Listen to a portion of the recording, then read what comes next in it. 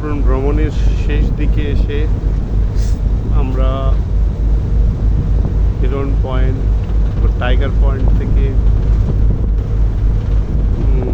কচিখালির দিকে যাচ্ছি।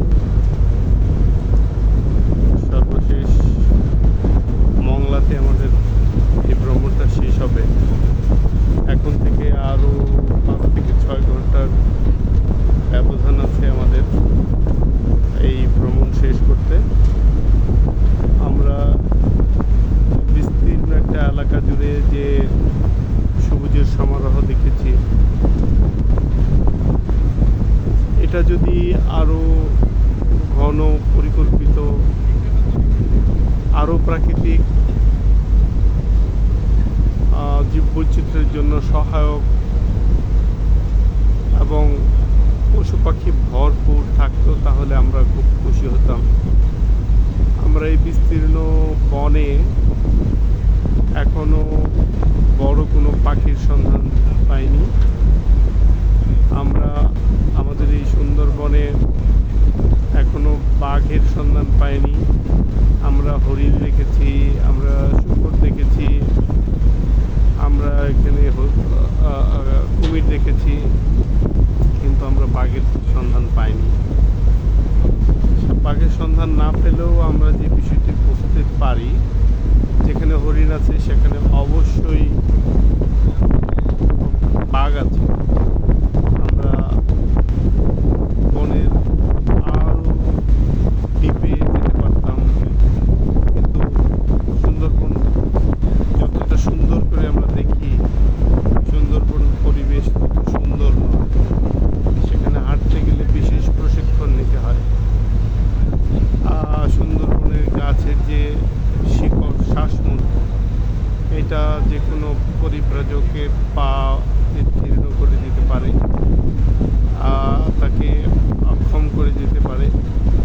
বিভিন্ন প্রজাতির গাছগাছালার মধ্যে এমন কিছু গাছও আছে যে গাছগুলো আমাদের ক্ষতি করতে পারে।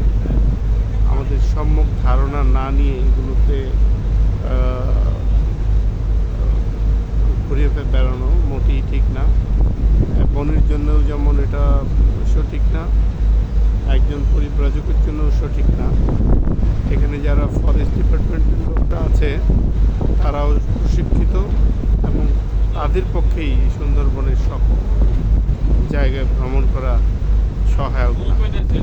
আমরা তারই মধ্যে কিছু জায়গায় যেখানে ফরেস্ট বিভাগ মানুষের জন্য উন্মুক্ত করেছে এবং সেখানে বিভিন্ন প্রকার পশু পাখিও আছে, এবং নদী এবং খালের মাঝখান দিয়ে আমরা বরাবর সুন্দরবনের বিভিন্ন অঞ্চল ঘুরে বেরিয়েছি। আমরা চর, দ্বীপ এগুলোতে আমরা ঘুরে বেরিয়েছি। আমরা দেখতে পেয়েছি যে সুন্দরবনের বিশালতা কত। আমরা যদি আগের একদম পুরাতন দিনের কথা স্মরণ করি, তাহলে আমরা দেখব আমাদের সুন্দরবন হয়তো প্রাণ প্রকৃতিতে এবং জীববৈচিত্র্যে ভরপুর ছিল। এই অবস্থাটা থেকে ধীরে ধীরে এটা কমে আসছে। আমরা মনে করি সুন্দরবনকে আরও সমৃদ্ধ করার জন্য সুন্দরবনের প্রতি যত্নবান হওয়া খুবই জরুরি। আমরা দেখে গেলাম, আমার এটা দ্বিতীয় ভ্রমণ, কিন্তু অনেকেই এখানে আসছে যাচ্ছে, কিন্তু বন কীভাবে সংরক্ষিত হবে, বন কীভাবে যত্নে থাকবে, সে বিষয়গুলো গবেষণার প্রয়োজন আছে। বন বিভাগ রিসার্চ কার্যক্রম কতটুকু করে আমি জানি না। আমাদের চট্টগ্রামে একটি কী বলে ফরেস্ট ডিপার্টমেন্ট আছে, যারা ফরেস্টটি পড়াশোনা করায়। দেশে আরও হয়তো 2-4টে বিশ্ববিদ্যালয় থাকতে পারে যারা পড়াশোনা করায়। আধুনিক এবং একেবারেই পরিকল্পিত শিক্ষা গ্রহণ করে আমাদের শিক্ষার্থীরা যদি এই পরিবেশের সচেতন হয়, আমাদের বিভাগগুলো যদি সচেতন হয়, তাহলে বনকে আরও জীববৈচিত্র্য সমৃদ্ধ এবং একটি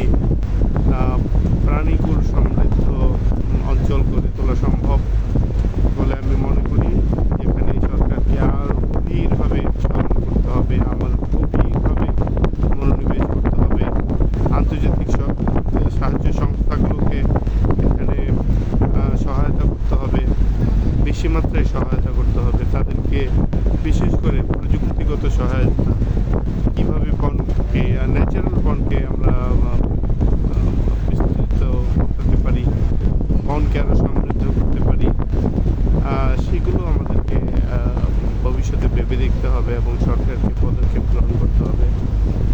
তো আমরা হয়তো আজকে এই ভ্রমণ শেষ করে দেব, কিন্তু সেখান থেকে যে লার্নিং আছে সেটা আমরা কতটুকু জীবনের জন্য কাজে লাগাতে পারবো, পরিবেশের জন্য আমরা কতটা সহায়ক হতে পারবো, সেটা চিন্তার বিষয় আছে। তো আমরা সবাইকে আমাদের এই সুন্দরবন নিয়ে ভাবার আহ্বান জানিয়ে